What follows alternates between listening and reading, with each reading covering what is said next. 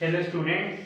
तो आज के लेक्चर में हम क्वेश्चंस करेंगे based on force on a current carrying conductor. Okay, तो फर्स्ट क्वेश्चन है कि इनवर्ड मैग्नेटिक फील्ड है। इनवर्ड मैग्नेटिक फील्ड बना दिया और इसके बीच एक वायर थी, उसको मिड पॉइंट से बेंड कर दिया। इस तरह ट्रायंगल की फॉर्म में मिड पॉइंट से बेंड कर दिया इस वायर को। ये 60 डिग्री का एंगल है। इस पार्ट की लेंथ L है, इस पार्ट की लेंथ भी L है और इसमें से करंट पास करवा दिया I। इसमें से करंट पास करवा दिया I, तो इसको नाम दे दिया P Q R। P Q R। तो फर्स्ट पार्ट आपने कैलकुलेट करना है। Calculate net force, calculate force on P Q. अगर पी क्यू लेंथ के ऊपर आप फोर्स कैलकुलेट करोगे तो फोर्स का फॉर्मूला करंट कैरिंग कंडक्टर के लिए मैंने बताया है BIL साइन थीटा। और अगर आप देखो उसकी डायरेक्शन आ रही है L क्रॉस B के अकॉर्डिंग। L वेक्टर आप किधर लोगे? In the direction of current लोगे। अगर मैं पी क्यू पार्ट के ऊपर बात करूं तो L vector in the direction of current ले लिया, मींस उसकी तरफ फिंगर्स कर ली और मैग्नेटिक फील्ड की तरफ टर्न करी, तो मेरा थंब इस डायरेक्शन में आ रहा है। L vector in the direction of current, fingers करो, मैग्नेटिक फील्ड की तरफ टर्न करो, नीचे की तरफ इनवर्ड है, मेरा थंब इस डायरेक्शन में बन रहा है, तो ये आ गई मेरी फोर्स। F1 लिख लिया इसको, ये 90 पे आएगी, परपेंडिकुलर आएगा। क्रॉस प्रोडक्ट का जो थर्ड वेक्टर आता है, जो फोर्स आ रही है L क्रॉस B के according, that is perpendicular to both L vector and B vector. Okay, तो इसमें F1 की मैंने वैल्यू लिखी BIL साइन थीटा और थीटा बनेगा 90 डिग्री, तो ये आ गया BIL।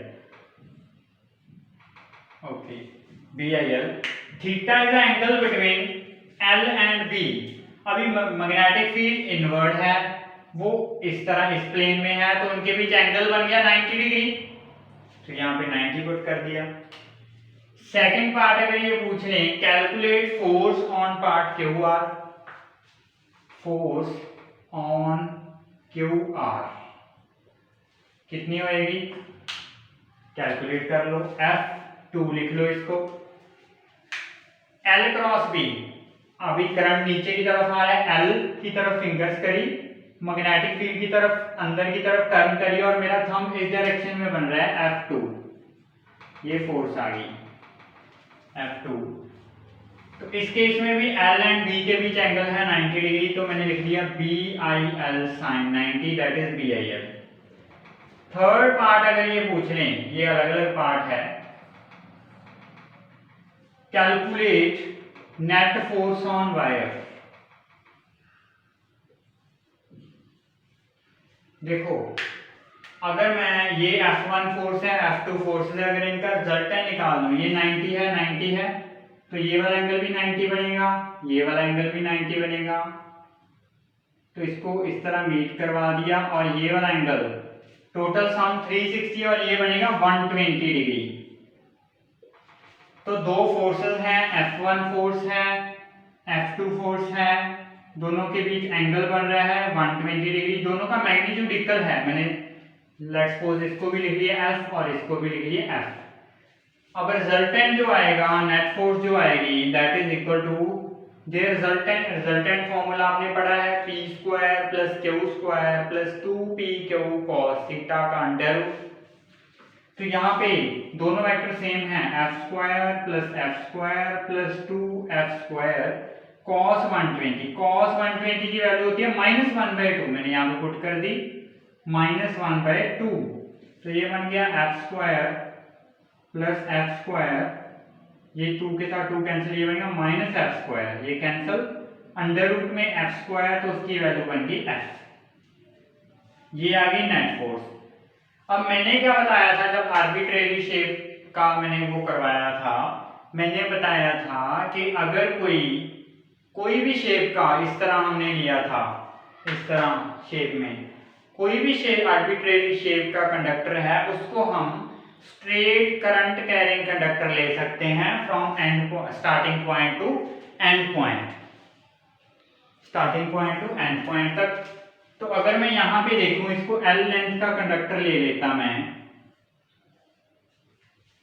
तो इसके लिए फोर्स की वैल्यू BIL सेम आ रही थी, BIL सेम आ रही थी, और नेट फोर्स इस केस में भी अपवर्ड बनेगी, और यहाँ पे भी अगर हम करते हैं L वेक्टर, हमारा थंब आउटवर्ड अपवर्ड बन रहा है, तो हम उस तरीके से भी कर सकते थे। नेक्स्ट जो क्वेश्चन है, इसको नोट कर लो, वीडियो पॉज करके मैं रेज कर रहा हूं। नेक्स्ट जो क्वेश्चन है, एक वायर थी L लेंथ की वायर थी, उसको क्या किया, इनवर्ड मैग्नेटिक फील्ड में रख दिया, स्ट्रेट इसी तरह नहीं रखा, उसको क्या किया, सेमी सर्कुलर फॉर्म में मोल्ड कर दिया, सेमी सर्कुलर फॉर्म में मोल्ड कर दिया इस तरह, जिसका रेडियस है r, L लेंथ थी और इस तरह इसका रेडियस है r, तो ये भी हो गया r। तो वायर को बेंड कर दिया in semi circular form, this wire is bent in the form of semicircle।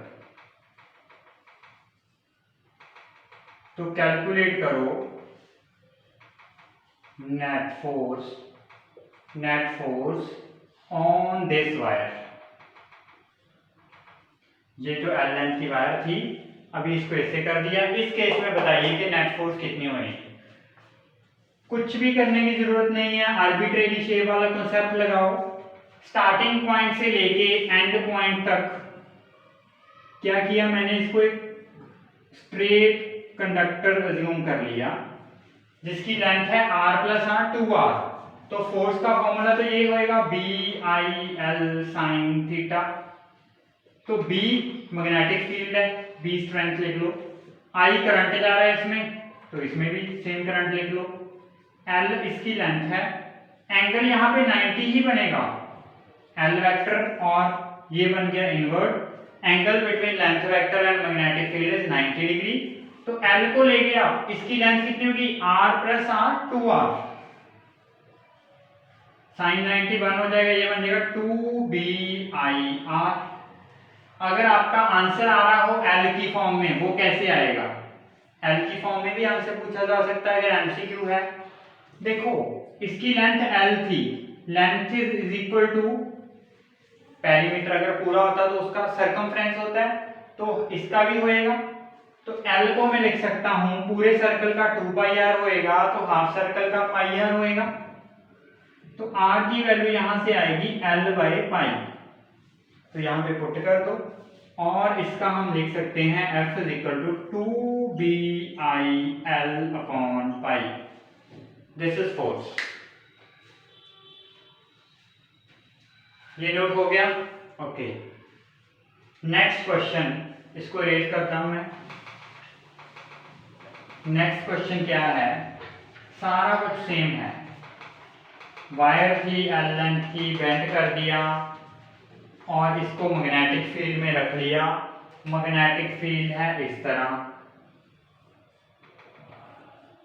B strength का। तो बताइए नेट फोर्स। अगर मैं straight current carrying conductor assume कर लूं, पिछले वाले में डायरेक्शन आपकी इस तरह आ गई थी, अगर मैं यहाँ पे देख लूं तो ये देखो यहाँ पे I करंट जा रहा है, straight current carrying conductor assume करूं from starting point to end point, तो यहाँ पे ये L वेक्टर भी इस डायरेक्शन में हो गया और मैग्नेटिक फील्ड भी इस डायरेक्शन में हो गया। तो हमारा फोर्स का फॉर्मूला तो BIL sin थीटा होता है, तो ये सेम हो गया, means angle between L vector, L cross B से ही आता है ना, angle between L vector and B vector is 0 degree, तो यहाँ पे आ गया sin 0 डिग्री, तो sin 0 0 होएगा, तो नेट फोर्स यहाँ पे क्या बन जाएगी, कुछ भी सॉल्व करने की जरूरत नहीं है, 0। ओके, तो ये कुछ क्वेश्चंस थे on a current carrying conductor के ऊपर जो फोर्स की वैल्यू बात कर रहे थे। तो आज की वीडियो में इतना ही। Thank you.